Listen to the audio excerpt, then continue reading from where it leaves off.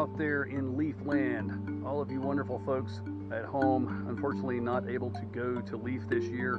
Well, it looks like we're going to do it virtually, so come with me. I'm going to give you a tour of the Earthshine Nature Program's facility and let you meet some of the animals. These are the animals that you know and love from Leaf festivals in the past, and we're going to go see where they live. This is actually their home. This is where they spend most of the year, oh, except for when they go to Leaf Festival. So let's take a quick tour of the facility, and then I'll let you meet some of my friends and some of your friends from many Leafs past. So we're going to start the tour here where I park. I drive an electric vehicle every day to work, and it's charged through this charging station. That's right.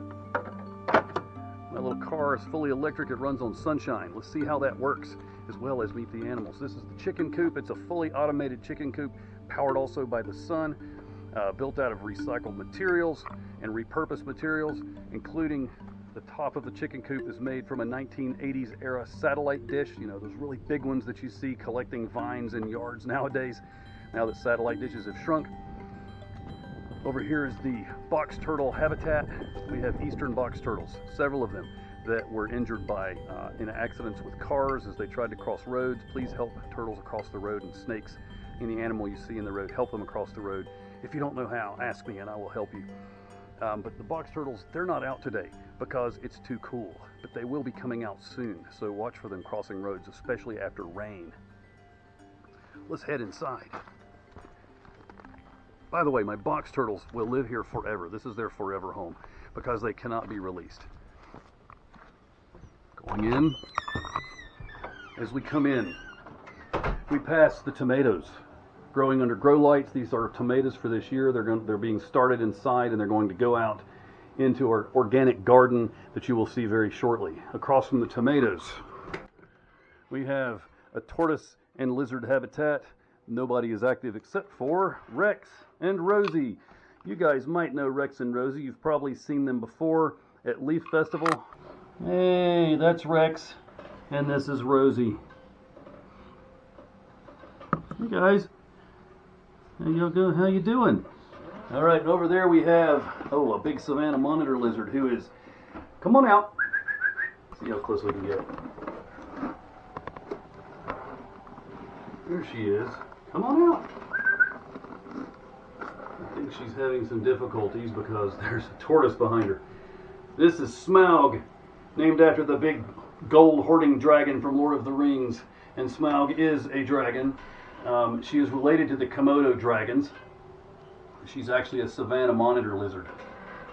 And then behind her is another tortoise working on coming out to say hello. But all right, now we're going to walk into my classroom. My classroom is very unique, unlike any classroom you have probably ever seen. This is a science and nature center classroom.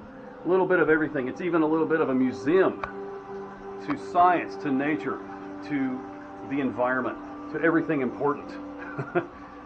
There's all kinds of amazing things here. And all the animals that you know and love live here. This is a lungfish. Lungfish are ancient fish. This is an African lungfish. I can't bring him to Leaf Festival because, well, he has very special habitat requirements, as you can see. And the lungfish has leg-like fins that allow him to walk on land if his water dries up. Lungfish will eat almost anything. They're predatory. And I guess he's done with us for now. Super cool animal. Oh, here he comes out on the other side. So yes, that is the African lungfish. What an amazing animal. Looking around the room, let's see what else we can find. Over here, in this aquarium, in the back, you can see a hellbender. That is an eastern hellbender. His name is Gollum, and that is a very apt name because Gollum likes to live under rocks at the bottom of the stream. And hellbenders are an endangered species. They're endangered because of the way we humans treat the earth. So please take care of the planet. It's so important. It is where all of our food, water, air, all of our life comes from. Here's another hellbender. That is Smeagol, Gollum's alter ego, living under their rocks. Looking at the classroom seating area, our seating area is made from repurposed Nissan Leaf electric vehicle car seats. That's right. Several car seats were donated to us by Bob Harris of Black Bear Solar Institute in Townsend, Tennessee, a couple of years ago. So we built this amazing seating area. 15 seats that allow our students here at the school where I work to view the giant screen. Both of these screens are showing Earth from space. On the right, you're seeing a time lapse of Earth from space. And on the left, that's live. That is our planet live from a camera mounted on the International Space Station. Where are we now? Let's see, South Pacific Ocean. Let me get a little closer. As I record this, that is live over the South Pacific Ocean. You are seeing our planet from space as it exists right now.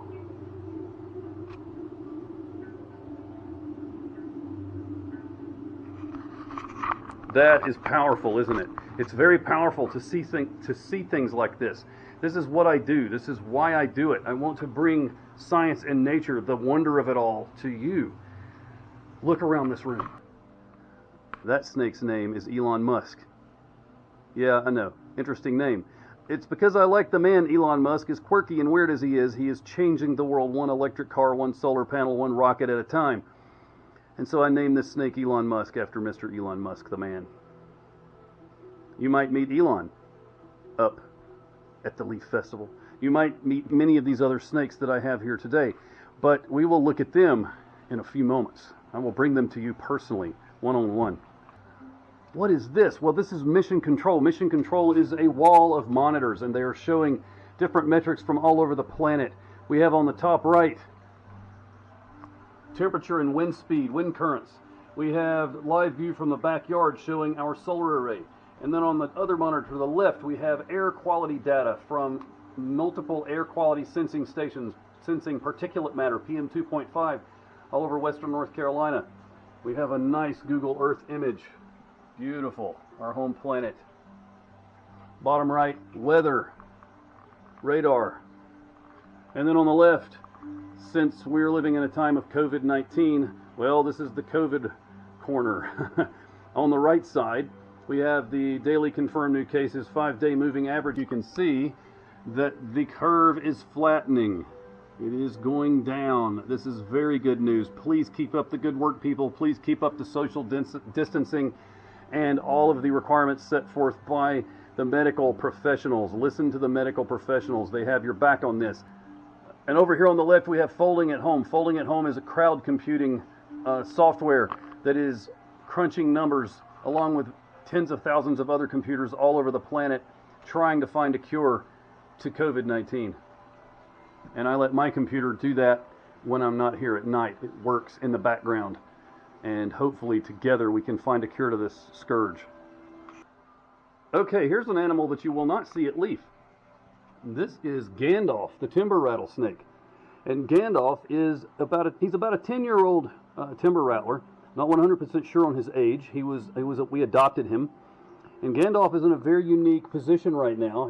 He's sitting like this because he's expecting to be fed. And since timber rattlesnakes are ambush predators, they will sit in one position, sometimes for weeks on end, waiting for their prey animal to make an appearance, which I will feed him tomorrow, and his prey will make an appearance, and he will get to eat. Gandalf is a beautiful animal. You just don't want to touch him. Okay, let's head outside now.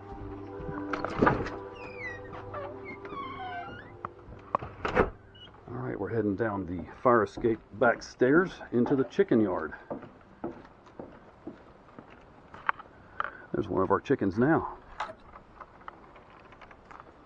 Hey girl, taking a dust bath? Yeah. Here's our chicken yard. And this is a chicken coop. Have you ever seen a cooler chicken coop? This is an egg-laying coop. And we made it out of a test vehicle, a Nissan Leaf test vehicle, 2013 model. This car only has 30,000 miles on it. But guess what? Inside, it has everything you need if you're a chicken wanting to lay some eggs. Looks like somebody has been working on building a nest down in there, but there are no eggs yet. This car is very popular in the fall, winter, and spring because it's warm, but in the summer it gets a little bit too warm, so they don't use it that much in the summer.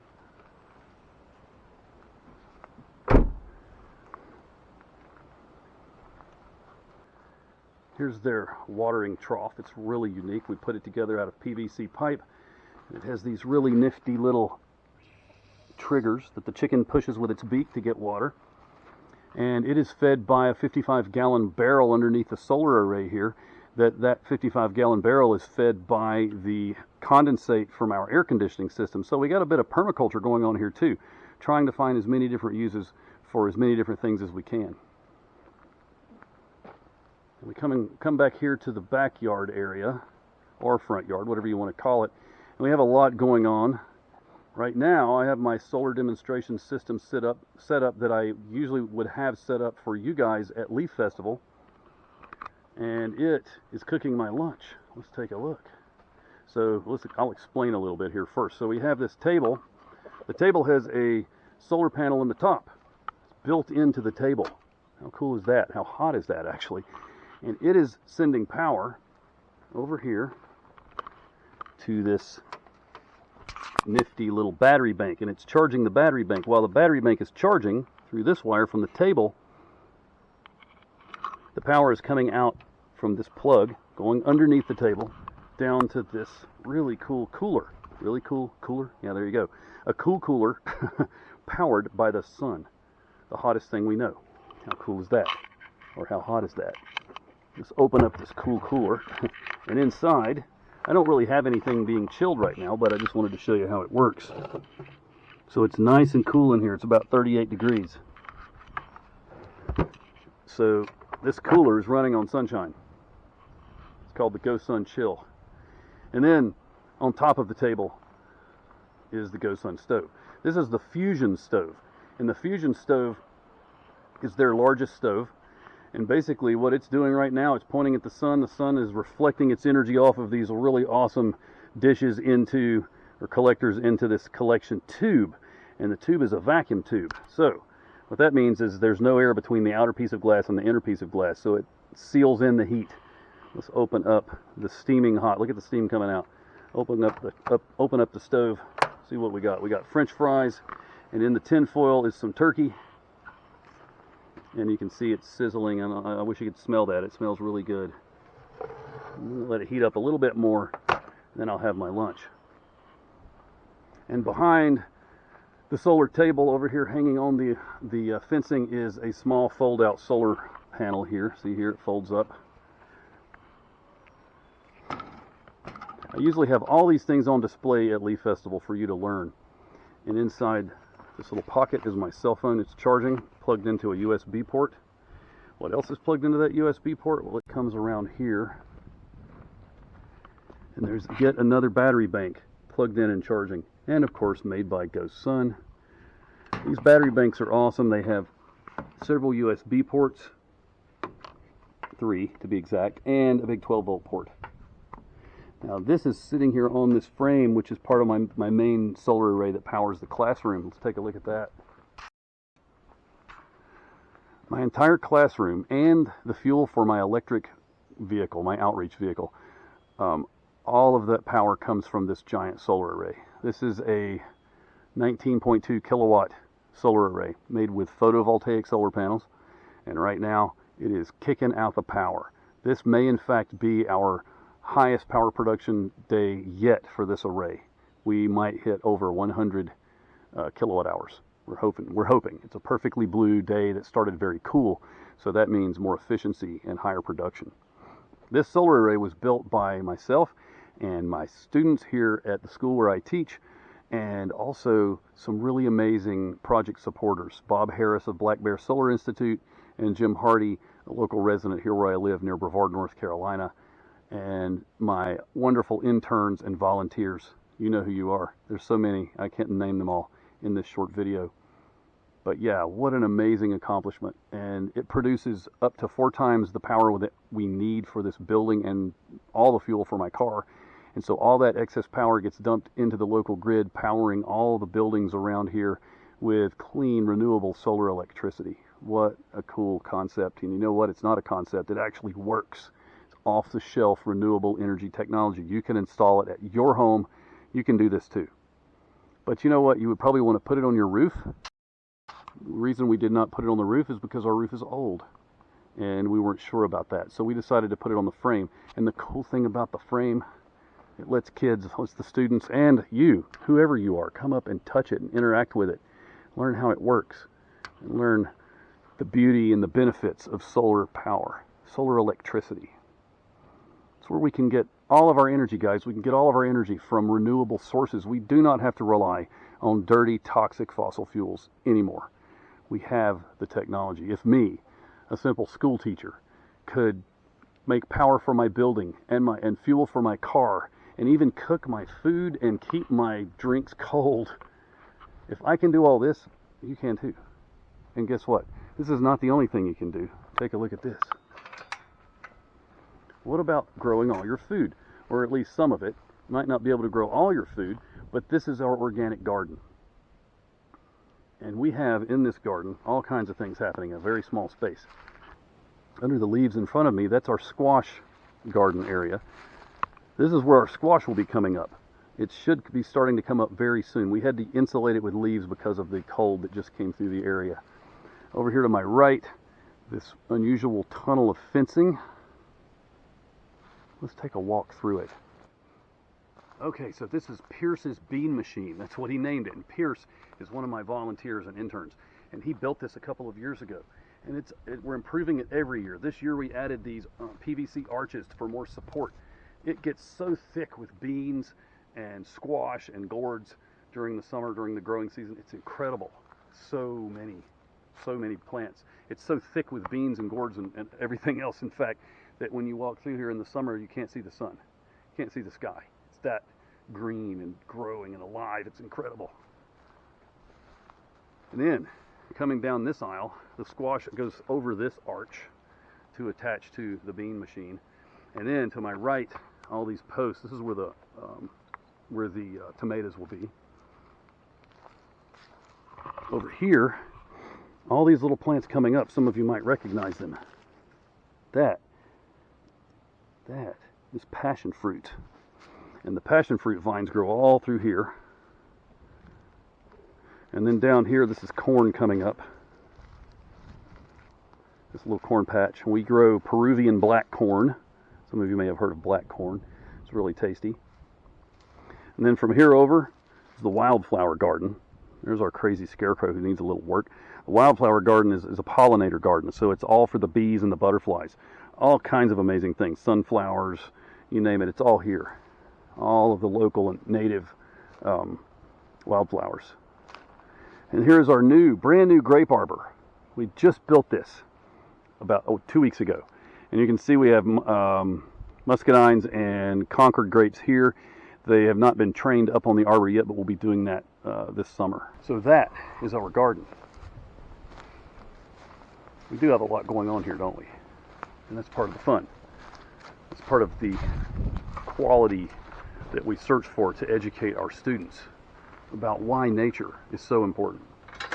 Oh, you know what? One more thing I almost forgot. Follow me over here.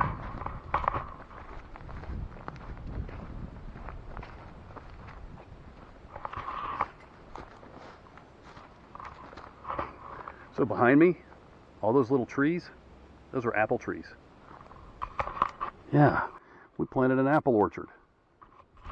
This is our brand new little micro apple orchard. We're going to have, when we're done, 6 trees. Right now we have 4. We're waiting on 2 more to come in the mail, but as you know, the mail has been held up by COVID-19. And we will have 2 more trees going in, and we will have a total of 6. Some of them are going to be really unique because they have the ability to bear several different kinds of apples on the same tree through the grafting process. And then back here is our Monarch Garden. This is our Monarch way station. You can see all of our beautiful milkweeds coming up, and this one's even starting to get a flower head on it. Look at that. That is awesome. This is the first year they've looked this strong, so hopefully over the next few years they'll become stronger and we will start drawing in monarchs. Behind me there, that small solar array, That is what provides power for the chicken coop system. All the automation in the chicken coop. Automatic door, automatic feeder cover, protector to keep the rodents out. And yeah, so that's what that's for. That was our very first solar project here, by the way. So you're probably saying, where are the snakes? Well, I wanted to give you a quick tour of how everything works here, because this is what supports the lives of the snakes. This is where they get the energy for their heat and their lighting, and their water circulation for the lungfish and the hellbenders. So I had to start off with that. Now I'm going to bring out the snakes. So this is Slip. Slip is a gray rat snake. Check him out. Slip is 7 feet long. He's 8 years old. I've raised him since he hatched out of his egg. And when he hatched, he was about as long as a pencil. Slip is a rat snake, so that means he eats rats and mice. He also will eat birds, bats, and sometimes even fish, frogs, things like that. Slip can be found in trees down in the southern part of the United States, and he will climb high in big oak trees searching for hollows in the trees, holes. He'll crawl down in those holes searching for the food that he likes to eat. Maybe squirrels might be living in there. And he'll grab them, wrap around them, and constrict them really tight, kind of like the way he's holding my neck right now, and then he'll squeeze them really hard until they die. And then swallow them down head first. Tickled me with his tongue. Slip is very friendly, as you can see, because he's been raised with people his whole life. He's been hand-fed, and he eats mice and rats. Now, one thing you might notice is Slip is kind of gray looking. Look at his eyes. I don't mean his color. I just mean his skin is kind of this smoky gray, because he's about to shed. And even his eyes kind of look kind of milky.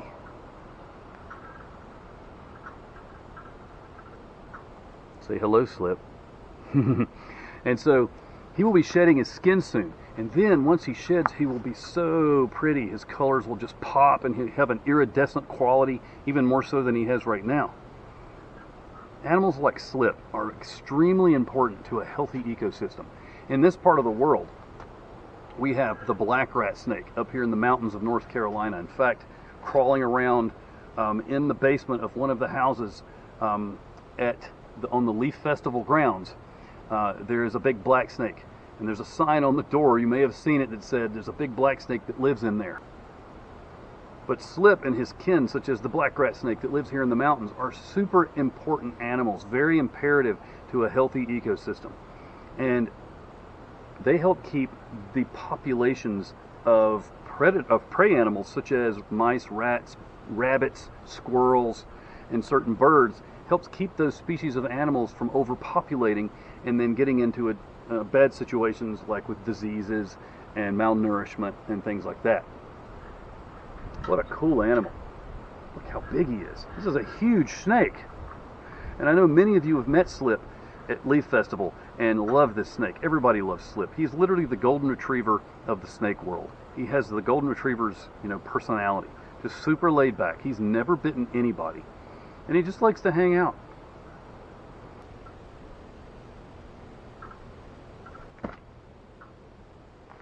This is Piggy. Piggy is a western hognose snake. Hognose snakes are so cool. These little animals are called hognose snakes because of their little turned up nose.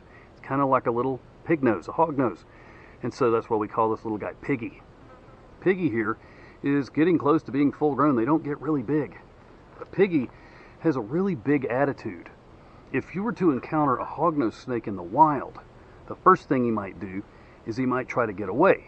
That's what most snakes do when you encounter them. They're terrified of you. They think that you are a giant, scary predator, like a scary monster, because they don't know what you are. They may have never seen a human being before. Even somebody like you, if you're a little kid, they might think you're a giant, scary monster because you're so much bigger than a little snake like this. And then, first thing they try to do is escape. If they can't escape, the next thing they might try to do, well, being a hognose snake, he might hiss. He'll pull his head back and hiss, whoosh, whoosh, kind of loud for his body size. It sounds pretty loud. And he'll puff his neck out like a cobra and hold his neck up off the ground like a cobra. And some people, they think he is a cobra, and it scares them and they run away. But you know what? He doesn't have any venom. He can't hurt you.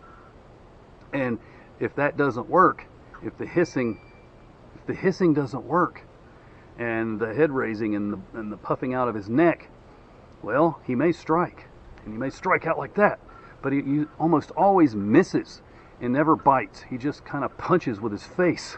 And then if you still don't leave, if you still keep bothering him, well, he does something really weird. He'll flip over on his back, twitch a few times, and then play dead. Goes limp, and he plays dead. And he may lay like that for a while until you leave. The funny thing is, if you flip him back over on the right side, like the way he should be, he'll flip right back over and continue to play dead, you know, like saying, hey, I'm really dead here, leave me alone. And then, hopefully you'll go away.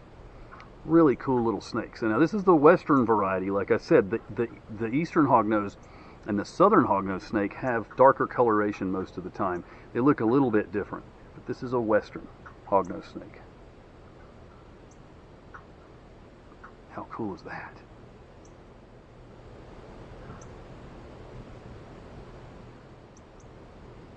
Check this out. This is an African sand boa. What a cool little snake. Look at him. Wow, isn't she pretty? It is a little girl, actually. I said him, but it's a little girl. And look at her colors.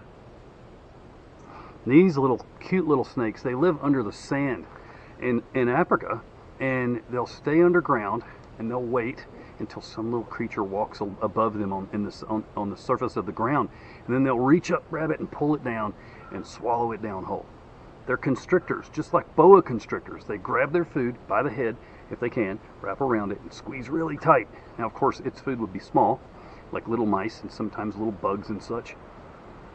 What a pretty little animal. Super specially adapted for life underground. And look at its eyes. It has cat-like pupils. I don't know if you can see them. There you go. Cat-like pupils. How cool is that? Now she's in the process of shedding. She's not finished shedding. She still has some skin that's not shedded here. That's what that is on her neck. I can help her with that. I will help her shed that skin, and that will make her much more comfortable. There we go. See it peeling off there? Oh yeah, that's got to feel a lot better. Sort of like when you have a sunburn and the skin peels off. I wouldn't help her if the skin wasn't loose, but it's pretty loose. Some of it isn't, and I might have to give her a little bath. I think that's what I need to do, is go give Rosie here a little bath. So that's what I'll do.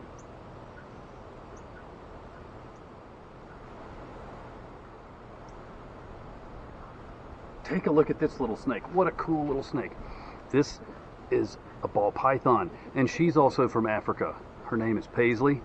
Now, of course, none of these snakes speak English, so she can't say her own name, but we know her as Paisley. Yeah, ball pythons. What cool little snakes. How pretty. Look at the markings, those camouflage. What a cool pattern she has. And this helps break up her pattern when she's hunting her favorite food. Gerbils. That's right. You heard me right. Gerbils. Those cute little animals you can buy in the pet store. Well, they have to come from somewhere. They come from Africa. And they live in tunnels underground. And this is one of their main predators, the ball python. You know what?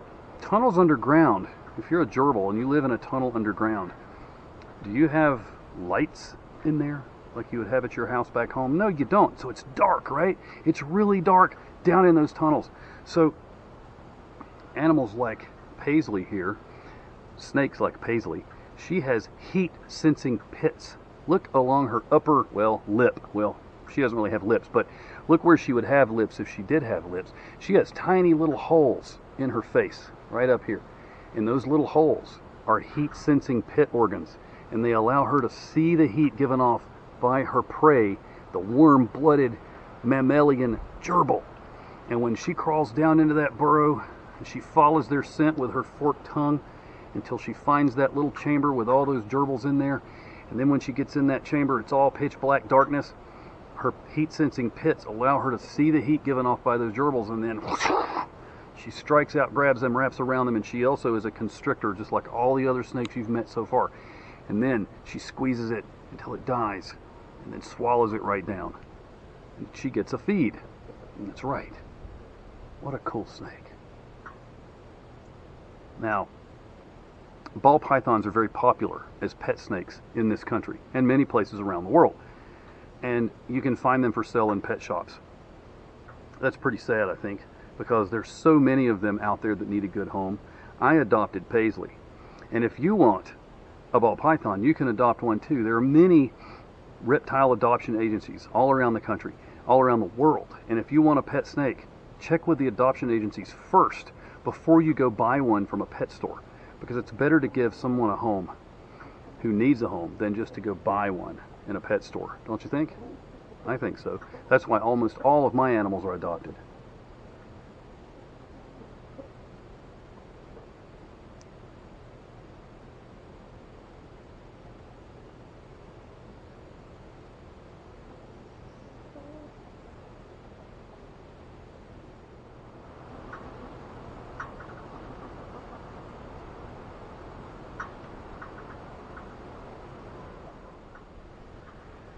This is Elon Musk. Elon Musk is a corn snake. That's right. Corn snakes are another kind of rat snake. Remember that rat snake we looked at earlier, the big gray one? Slip? Well, this is Elon, and he is also a rat snake. He's a hybrid rat snake. He's got different kinds of rat snakes mixed together to make him. And he was born here in our nature center, along with many of our snakes. And Elon here has a really cool name. Yeah, I know, Elon Musk. I think we talked about him earlier. But no, he doesn't drive electric cars or make them. He just eats mice, and he eats a lot of them. He's a really cool snake. And corn snakes are super common in many areas of the South here. In fact, you might even see them around Black Mountain or Asheville. But the farther east and the farther south you go, the more you see.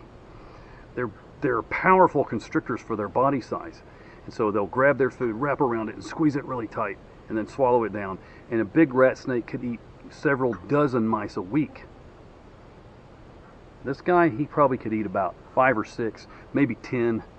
You know, in captivity, and in the wild, he might eat more like 15 or 20 if he's lucky, if he could find them. Because these guys have to hunt for a living in the wild. Now here, I just bring them their food on a silver platter, so to speak. But in the wild, they have to hunt, and so they have to work for their food. What a pretty snake.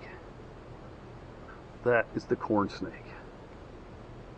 Also, very popular pets. Now, they're called corn snakes not because they eat corn. It's because back in the day, I guess when people were naming snakes, they would find them, farmers would find them in their cornfields a lot. And you know what? They weren't there to eat the corn. They were there to eat the mice that were there to eat the corn. And so corn snakes, very helpful snakes. Some would call them the farmer's friend. He's my friend. And hopefully he's your friend too. All right. What a cool snake.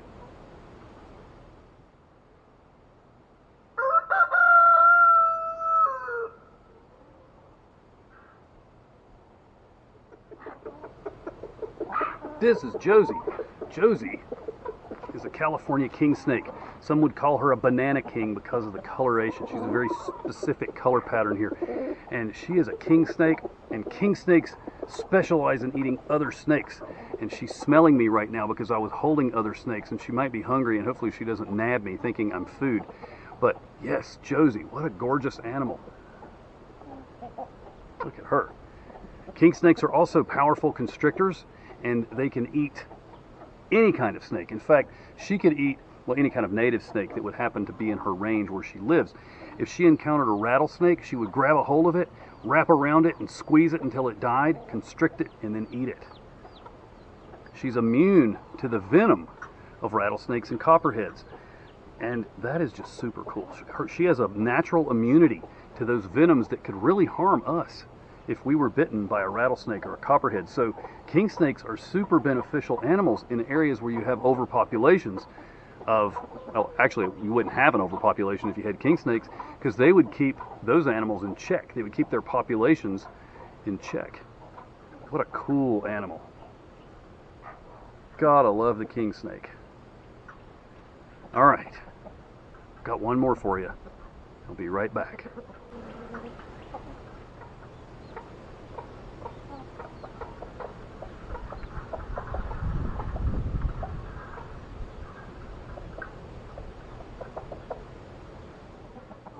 This is Ashley. Ashley is a red-tailed boa constrictor from South America. And Ashley is about 6 years old. She probably weighs about 15 pounds. She's pretty heavy. What a beautiful snake. Look at her camouflage. Look at that. She even has camouflaged eyes. Ashley is really wrapping tightly around my arm right now because she's a constrictor. She's just holding on. Put her around my neck. If I can get her off of my arm here, it'll be a little better.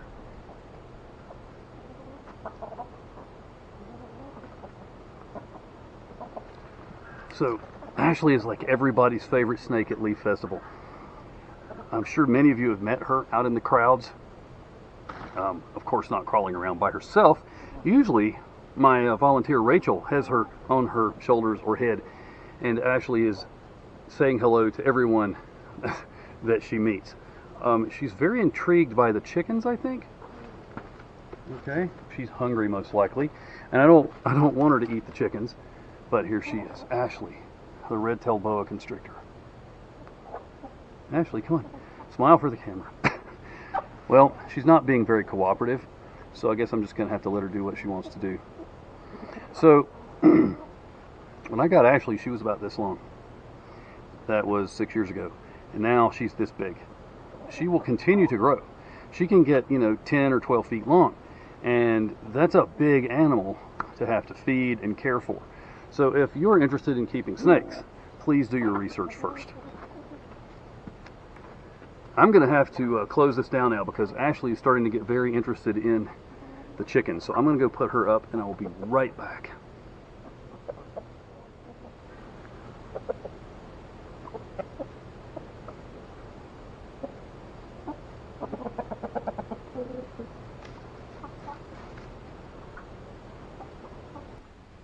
Hey Leafers, I just wanted to say thank you. Thank you for this great opportunity to share with you all of my incredible animals that you guys know and love from Leaf Festivals past. And also, thank you for letting me share my wonderful facility, my education facility, the Nature Center here. And you know what? We will all be back at Leaf sometime soon. I know it. Hopefully for Fall Leaf, we'll be back up on the mountain and sharing our passion for music and arts and wildlife, nature, renewable energy, all of these amazing things. We'll be back up there sharing all of these things with you. And until then, I hope this little video will at least serve to, fill in the gaps, so to speak. Nothing can replace Leaf, but hey, this is something, right? So with that, I guess I'll see you guys in the fall. Oh wait, you know what? I've got one animal that I haven't showed you yet that you've really got to meet. So as a way to close, I'm going to introduce you to a couple of opossums. Let's go check them out. In this box are two Virginia opossums. These two little guys lost their mom to a car. A car hit their mother and they were in the pouch and they survived and she didn't. It's very sad, but I'm going to let you meet these two little guys. And then we're going to take care of them for a couple of days and then feed them, get them fattened up a little bit and get some energy into them and then release them into the wild where they came from. Because they're old enough to go off on their own. They were just about to leave their mother. So check it out. Oh, by the way, it's dark in here because opossums are nocturnal and they don't like a lot of bright light. So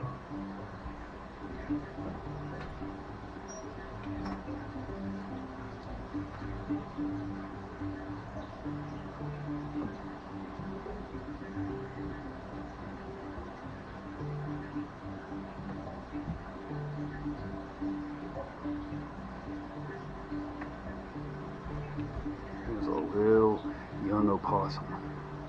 Look how cute that little guy is. He's got some big teeth for such a little tiny mammal. And he's going to use those teeth to go out and find bugs and worms and grubs and fruit. And these guys are really helpful members of the local forest community here in this part of the world. I need to keep my voice down because they don't like loud noises either. They have really good hearing. Look at this little guy.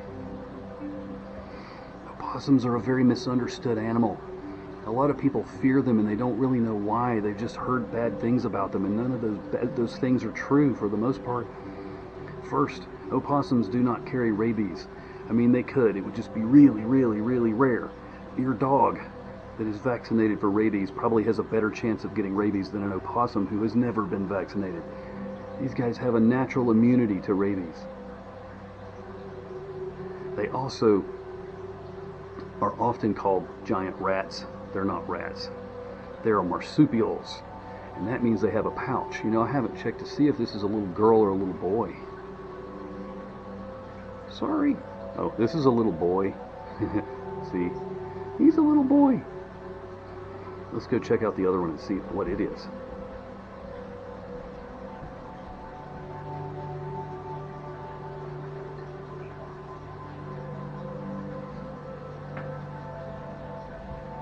Here's the other one. Oh, I forgot to show you. They have opposable thumbs on their back feet. Look at that. It's a little grippy thumb. Little toe. He has toe thumbs. This one's a little... this one's a little girl. Yeah, cute little girl. She doesn't really have much of a pouch yet, but the pouch will be right there. I'm not holding her tight either. It looks like I'm holding her by the neck, but I'm not. They're just scared. They're terrified. They don't know what I am. And they were in a car accident yesterday. A car hit their mother, and that had to be traumatic. Look at the beautiful coat. A lot of people think they're scraggly looking, but it's just because they have these long guard hairs, and the guard hairs against the dark make them look kind of scruffy. I mean, they do look scruffy, but they're very soft. They have more teeth than any other land mammal in North America. And they use those teeth not only to eat and kill the things they like to eat, but they also will use them to intimidate. If something comes up and tries to attack an opossum, they'll open their mouth really big and they'll hiss this unbelievably scary sound, and it will make you back away. But if you keep bothering an opossum, eventually they will either, if they can't run away, which is one of their first choices, if they can't escape, they'll roll over and basically play dead. You've heard that before, and it's actually true. They will play dead. It's sort of like a self-induced comatose state. They'll fall over, they'll twitch a little bit, they might poop and pee on themselves, and nothing wants to eat contaminated food, despite the fact that in reality it's not contaminated. But a predator will just leave an opossum alone, usually, because predators go after the animals that run away, and those are the healthy animals. They have a prehensile tail. See there? No, he doesn't like that. But their little tails, they can hang upside down from their tail briefly, but they don't do it, all the time. If they were to be walking along a tree limb and the wind blew and they slipped, they could grab a hold with their tail and keep from falling to injury or death. They also use those little grippy toes to hold on to the tree limbs as well when they're climbing. They also mainly use that little grippy tail to pick up nest materials, leaves and soft grasses that they'll take back into their nesting area to line their nest. And opossums typically they don't nest in the same place twice unless they're a mother getting ready to give birth. They often are very nomadic, and they'll just continue to be on the move and staying in different places every night, and they'll pad their bed by carrying leaves with them as they go in at the end of the day. What a cute little animal. Been around since the dinosaur times, pretty much unchanged. Well, these little guys are rescues, and I'm going to be releasing them so you won't see them at a future leaf festival. And in fact, I don't bring opossums to leaf because opossums are extremely sensitive creatures. They have very sensitive hearing, very sensitive eyes to light, and they don't like to be out during the day. And so leaf festival would be an assault on their senses. Even though we love it, they wouldn't. So I don't bring opossums to leaf. These little guys, I'm going to feed them a little bit more and then let them go and let them become active members of a healthy ecosystem. Say goodbye, little possum. And with that, goodbye to all of you, and we'll see you at the next leaf.